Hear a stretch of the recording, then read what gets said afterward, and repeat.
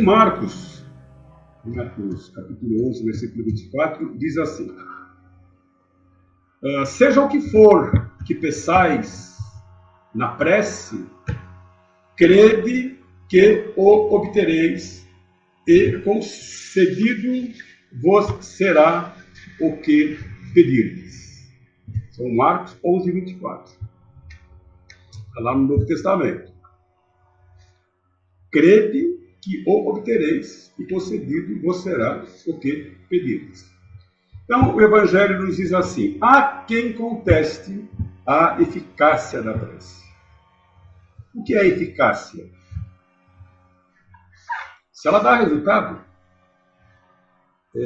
Nós tomamos um medicamento que tem que ter uma determinada eficácia para que possa, por exemplo, diminuir uma dor.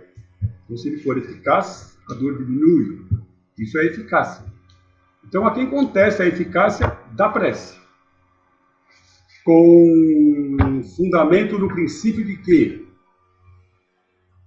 Deus, sabendo todas as nossas necessidades, se Deus sabe de tudo que nós precisamos, tudo que nós necessitamos, porque Deus nos criou, Deus está em todos os lugares, Deus nos conhece a todos. Então, para que nós vamos fazer prece?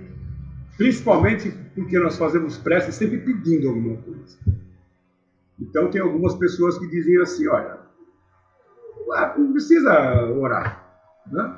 É inútil, porque Deus já determinou tudo, então não há necessidade. E ainda dizem que, como tudo no universo, nós sabemos que tudo no universo se encadeia pelas leis eternas de Deus, que são imutáveis, desde sempre elas existem, não podem as nossas súplicas mudar os decretos de Deus. As pessoas que estão dizendo isso, elas têm razão, claro. Não é possível mudar as leis eternas, as leis de Deus. Vou dar um exemplo assim enorme de lei de Deus. A Terra gira em torno do Sol. A Lua gira em torno da Terra. E existe uma harmonia nisso de bilhões de anos. E elas continuarão existindo. Vou dar um exemplo, né? Como muitas coisas que existem na natureza, aqui no planeta Terra, que funcionam perfeitamente de acordo com as leis do Criador, sem que nós precisemos interferir. E jamais conseguiremos mudar essas leis. Então, quem diz, olha, eu não vou orar porque Deus já sabe tudo que eu preciso, e também não vai mudar as leis só porque eu estou pedindo, ele tem razão até certo ponto.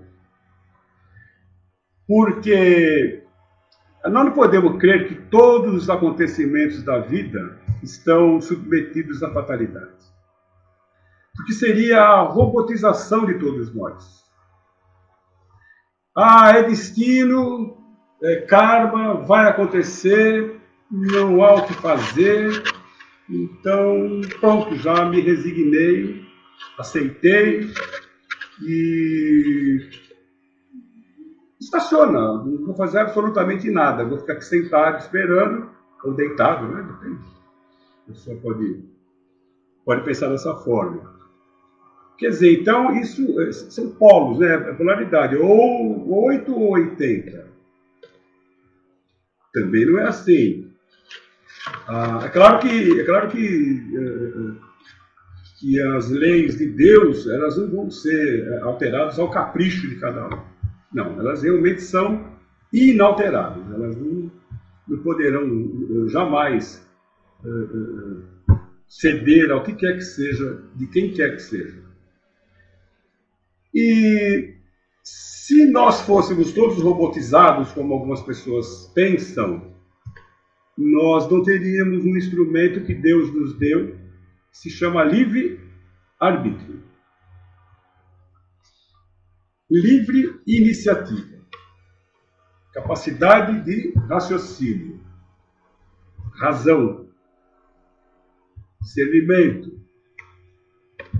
É claro que o nosso livre-arbítrio não é amplamente livre, ele é limitado ao nosso grau evolutivo. Quanto mais evoluído é o espírito, maior é o seu livre-arbítrio. Quanto menos evoluído, menor o seu livre-arbítrio. É como comparado a uma criança. A criança pequenininha, aquela criancinha, ela tem sua liberdade de ação limitada pelo pai, pela mãe. Então, poder deixar ela fazer tudo o que ela quiser, ela pode se machucar. Então, ela tem um livre-arbítrio limitado. À medida que ela vai crescendo, se desenvolvendo, aprendendo as coisas, né? Compreendendo, assimilando, o pai e a mãe vai dando mais liberdade e assim por diante. Mais ou menos isso, o que o pai faz conosco. Como nós somos ainda muito infantis espiritualmente falando, filhos de Deus que somos, o nosso livre-arbítrio ainda é um tanto quanto limitado, para que a gente não se machuque. Mas ele existe. Ele existe. E senão nós teríamos que curvar a cabeça a tudo o que acontece. Nós não iríamos tentar nos defender de absolutamente nada. Ah, se tiver que ser, vai ser. Não é assim. Senão, como diz o Evangelho, nós não teríamos inventado o para-raio, por exemplo. Né? Deixar o raio cair e pronto. Então não funciona assim. Deus não nos deu a razão e a inteligência para que não servisse para nada, para que não tivesse serventia. Né? Deus não nos deu a vontade para nós não querermos fazer as coisas. Ele nos deu a atividade, capacidade de atividade, para ficarmos inativos. É nesse sentido que nós estamos falando. E Deus nos deu tudo isso. É para nós utilizarmos. Sim, o homem é livre para agir e os seus atos acarretam a si próprio e aos demais. São consequências diretas ao que ele faz ou não. Tem até uma passagem no Evangelho que diz assim: o bem que nós não fizermos é o mal. Mal com um L, né? O bem que não fazemos é o mal. Que tem pessoas que dizem assim: eu não faço nem mal, eu não faço nem bem, mas também não faço mal. Então ela é neutra. Sendo que as oportunidades de fazer o bem passam na frente dela. Nós todos somos chamados o tempo todo a realizar, a fazer algum bem, a quem quer que seja, porque nós vivemos em sociedade. E nós não vivemos em sociedade por acaso. Nós vivemos em sociedade porque nós precisamos conviver com os nossos irmãos, filhos do mesmo pai. E muitos deles cruzam os nossos caminhos necessitados de alguma coisa. E não estou falando de dinheiro. Nós estamos falando de qualquer coisa que possa ajudar a uma pessoa. Até um abraço. Agora, na pandemia, não estamos podendo abraçar. Mas podemos falar. Podemos conversar com a pessoa. Podemos orar pela pessoa. De alguma forma, nós sempre podemos ajudar.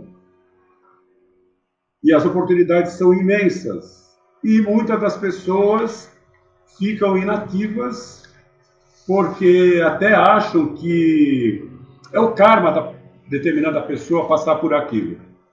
Então, ela vai ter que passar e pronto. Mas quem me garante que aquela pessoa que está cruzando o caminho, está cruzando o meu caminho porque eu serei a solução para encerrar o que nós chamamos de karma. O Espiritismo não usa esse termo karma, mas a gente está usando aqui para facilitar o entendimento.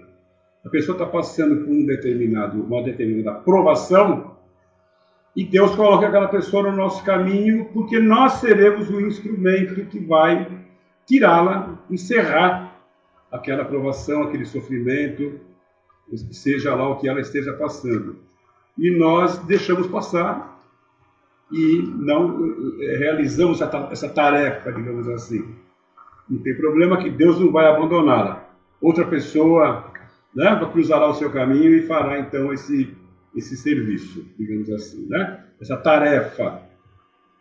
Então nós não podemos ficar inertes, não podemos ficar na nossa zona de conforto, em que nós temos potencial para isso e muito mais, como Jesus ensinou, né? Vocês poderão fazer o que eu faço e muito mais. E então há muitos sucessos devidos à iniciativa, à nossa iniciativa, e que não quebram de forma nenhuma a harmonia das leis universais. Quando nós resolvemos realizar as coisas, nós vamos percebendo que nós somos capazes de muitas coisas, assistindo ao sucesso das coisas que fizemos. Fala, puxa, eu não sabia que eu tinha essa capacidade de realização. Isso quer dizer que nós precisamos acreditar muito em nós mesmos, né? Em geral, o homem apenas vê o presente. Se o sofrimento é de utilidade para a sua felicidade futura, que a gente acha que tudo o que não é assim muito gostoso, conveniente, é sofrimento, né? Não é uma coisa que eu gostaria de passar, a gente chama de sofrimento. Então, esse sofrimento que nós reclamamos tanto, por que Deus deixa a gente sofrer? O Evangelho diz assim: Deus deixará o homem sofrer como o cirurgião deixa que o doente sofra as dores de uma cirurgia que lhe trará a cura. Então, nós passamos na nossa existência aqui no planeta, na nossa encarnação, por determinadas, nós chamamos de vicissitudes da vida, determinadas situações que nós achamos muito dolorosas. Mas na maioria das vezes a gente exagera um pouco, a gente acha que ela é muito mais dolorosa do que realmente ela é. E como nós somos imediatistas, só pensando no presente, nós não estamos percebendo que essa experiência ela está servindo para nos depurar. Porque nós precisamos de depuração. Para crescermos, evoluirmos e atingirmos um grau mais puro como espíritos. Então por isso que o Evangelho diz que Deus o deixará sofrer, como o cirurgião deixa o doente sofrer as dores de uma cirurgia que lhe trará a cura. O que Deus concederá sempre, se ele, a pessoa, pedir com confiança, com fé, com respeito, é a coragem, a paciência e a resignação. Porque as coisas que acontecem nas nossas vidas não acontecem por acaso. Tudo tem uma causa. Então é causal, não é por acaso. Tudo tem uma causa. E Deus está no comando. E não nos dá um fardo maior do que nós podemos carregar. Então, quando nós estivermos carregando esse fardo, a orientação é que façamos a oração a Deus pedindo confiança, coragem, paciência e resignação para poder suportar esse momento, essa passagem, essa experiência, para sairmos lá na frente muito melhores, mais maduros e mais purificados. E também Deus, quando o homem faz a oração devidamente, Deus lhe concederá os meios de sair por si mesmo das dificuldades, mediante ideias que a espiritualidade inspira em nós. E ainda vamos ficar com o mérito da ação. Olha que interessante. Porque a pessoa às vezes faz uma prece pedindo para Deus tirar da frente dela aquela situação, aquele aprendizado pelo qual ela precisa passar nessa encarnação. E isso não vai acontecer. Então nós não devemos pedir para tira da nossa vida, tira da frente, não vai resolver.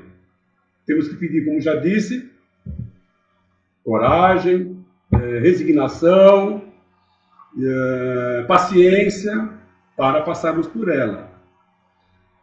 Então, Deus assiste os que se ajudam a si mesmos, conforme a outra máxima de Jesus que diz: ajuda-te que o céu te ajudará. Não assiste, porém, os que tudo esperam de um socorro estranho, sem fazer uso da inteligência e da capacidade que possui. Na maioria das vezes, o que o homem quer é ser socorrido por um milagre, sem fazer o mínimo esforço.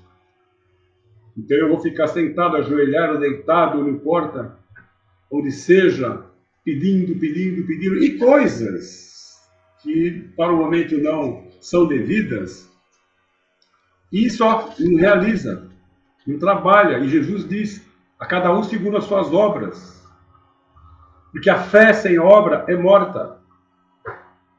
Ainda que eu falasse a língua dos anjos, né? A fé sem morta a fé sem obra é morta.